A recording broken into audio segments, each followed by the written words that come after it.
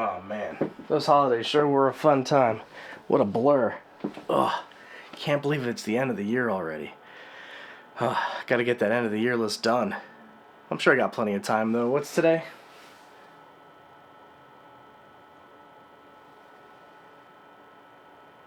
Perfect. Hello everybody and welcome. Or welcome back. Sorry it took me so long to return. I had a few things going on. First off, new camera. I hope you could see that. Hope things are looking a little better. Second off, I had a handful of equipment that I used to do this, mainly my laptop and my iPad, of which I do all my work and research on the laptop since I don't get too much time to work from home. And I do all my editing on the iPad using LumaFusion, which is not the most comprehensive of video editing software, but it is the most $30-ish video editing software compared to most of the professional ones that are like, $300. So yeah, the laptop and the iPad had a unfortunate run-in with a water bottle and are no longer functioning. So yeah, the main tools I have for getting videos done were gone. I did find out that I can use LumaFusion on my iPhone. So this video and the next couple videos are going to be edited on my iPhone, which will suck, but I will do it. I'm back for you. Anyway, before everything went to hell, it had been my plan to do an end of the year list, or maybe beginning of the new year list, about music that I had found throughout the previous year of 2022 that I dug. Some of you who have been with my channel since the very beginning, way back when I was doing sort of that Wednesday show where I would throw out some music recommendations and things that I was liking, I found it kind of difficult to do that on a week-by-week basis, but I figured, yeah, let's just clump together artists and songs that I've discovered throughout the year and just do everything at the end of the year. Or, 2 months into the new year, however it turns out. Now, a few ground rules before we get started. First, this is my list. It's not your list, it's my list. We're gonna have to get over that fact. Second, I don't actually listen to everything, alright? I'm not this guy. This is not me having scoured all of the music that has been released throughout the entire year of 2022 by every artist I could possibly listen to. It's just things that came my way that I found and enjoyed. This is not a best of list. This is not a ranking of any sort. This is still music recommendations, stuff that I like, and I want to turn more people on to them if I can. Would have been a good way to end last year on a positive note, but whatever. We could start the new year on a positive note.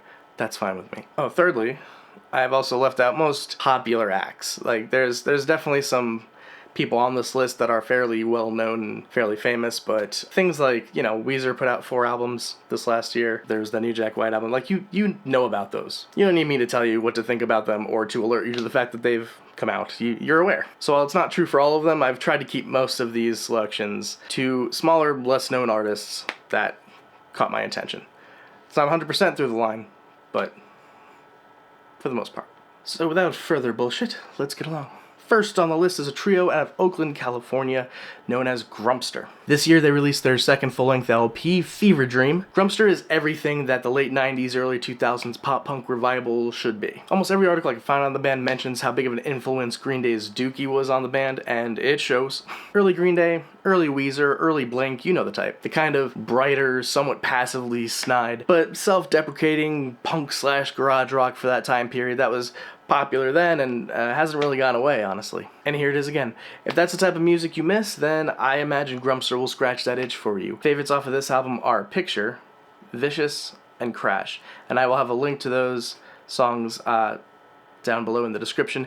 For every artist and every song that I recommend off of this, there will be a link in the description to go ahead and listen to that song. Second up, Julian Lage. We take a left turn all the way into Jazzville. I had not heard of Julian Lage before this year, despite him putting out albums since 2009, and it was a promoted Instagram post of all things that brought him to my attention. Say what you want about the skeezy business of targeted advertising, but sometimes it's just dead on. A phenomenal jazz guitarist, Mr. Lage has released his most recent efforts, A View with a Room, and it has me hooked. Now, just a heads up, all of his music is completely instrumental. View with a Room is no exception, but honestly, the beauty and intricacy of these pieces speak volumes on their own. I really encourage listening to this as its own experience. Put on some headphones, lay in bed, and just let the music take you along on its journey. Now, I know saying it's jazz might raise some alarm bells, but honestly, don't worry. It is some of the most immediately palatable jazz music I've ever listened to. Not in a way that feels like it's been watered down for any sort of mass appeal, but rather that the music is so expertly and lovingly crafted that it just feels effortless all around. Truly beautiful work. I cannot stress that enough. Everyone is on point, but if you play guitar especially, I think you will be very tickled by this album. It's just stellar work. Standouts include Tributary, Auditorium, and Fairbanks. The whole album is good. Like I said, please just listen to the whole dang thing. But if I'm going to put out 3 to give you a nice little taster, those 3 are it. And again, links below in the description. Number 3, Michigander. You'll never guess where this artist hails from. Michigander. If you said Nebraska, you're wrong. It's Michigan.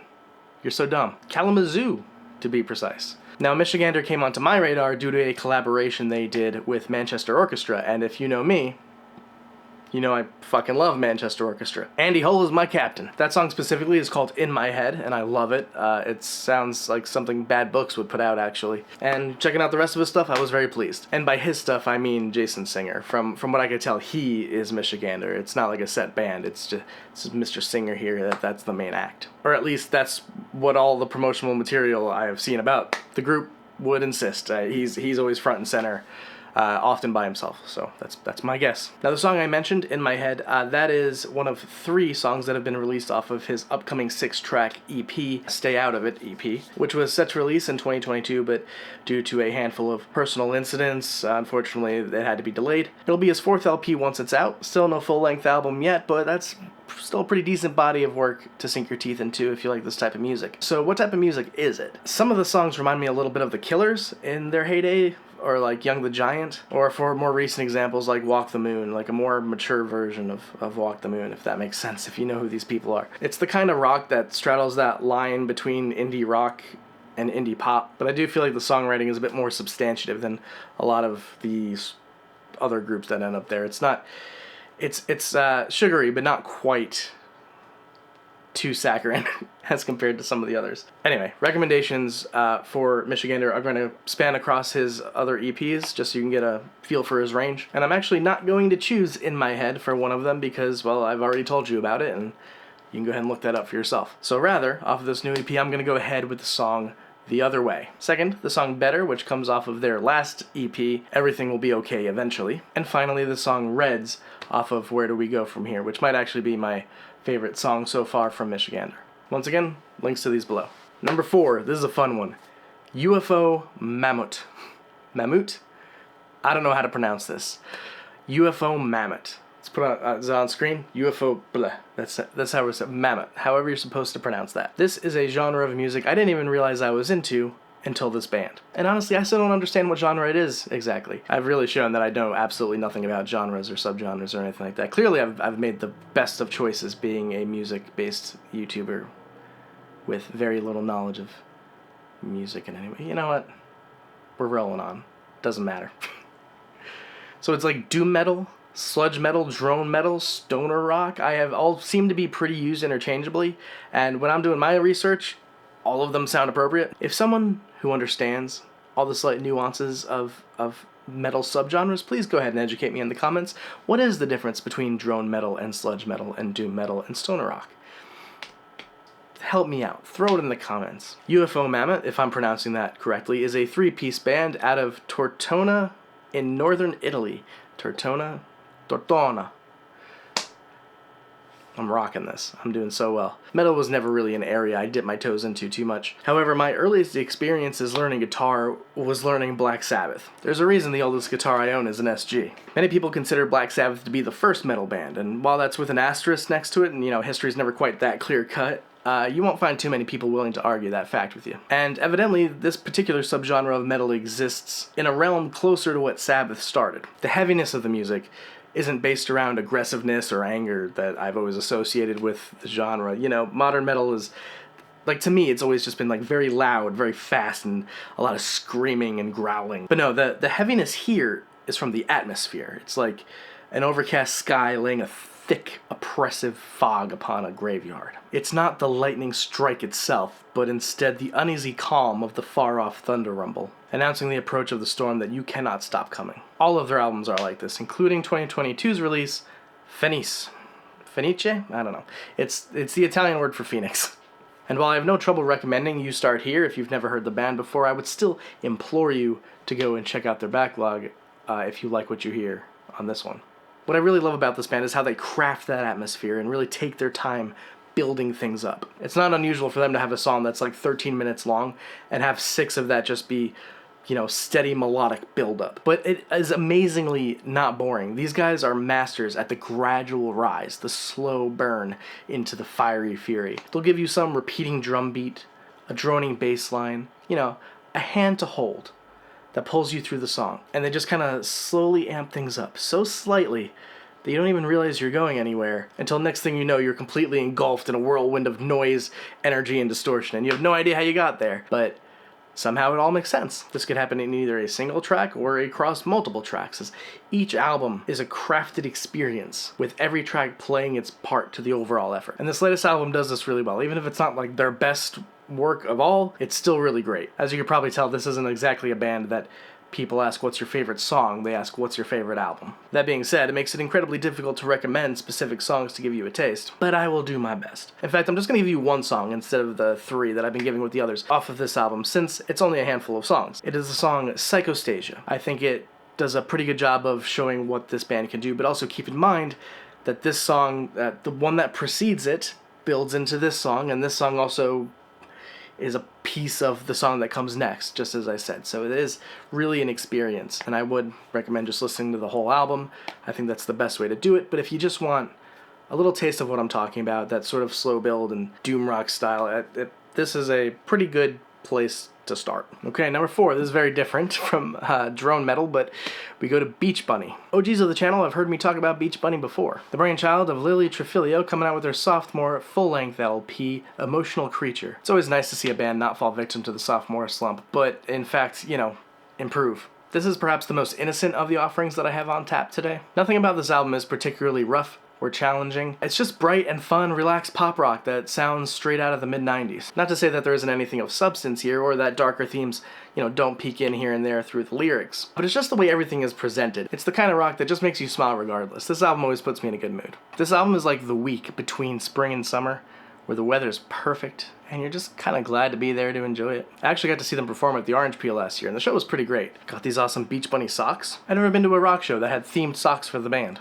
And I hope more bands start to do this, because fuck yeah. Anyway, favorites include Entropy, Oxygen, and Eventually, though there's a bunch more good tunes on here, so if you like these, you'll like the rest of the album too. But this is a good appetizer.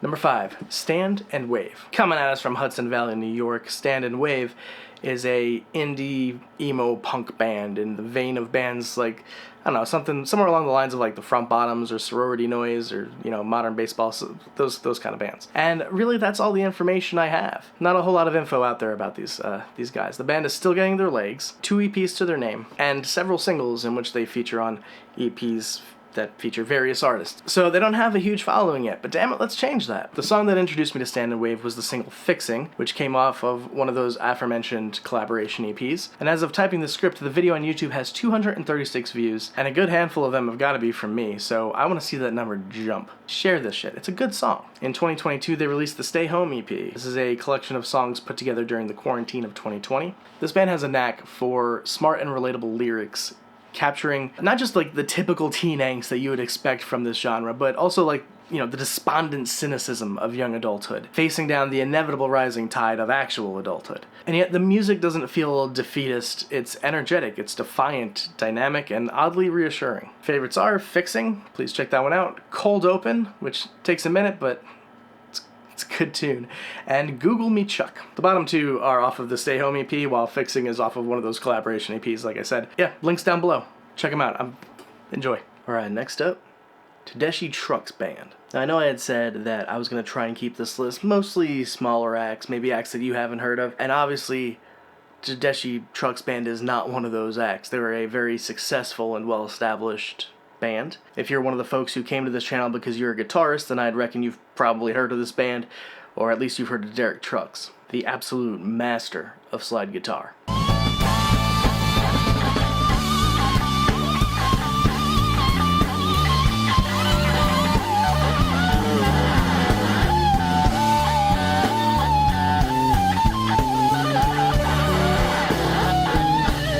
The reason they're on this list is because while I've always had an appreciation for Derek Trucks as a guitarist, and Tadeschi Trucks Band is typically good, I've never been hugely interested in their music. It's just never really hooked me, It's nice enough when I hear it, but it's not music that I go out of my way to listen to. However, their latest album, I Am the Moon, I love.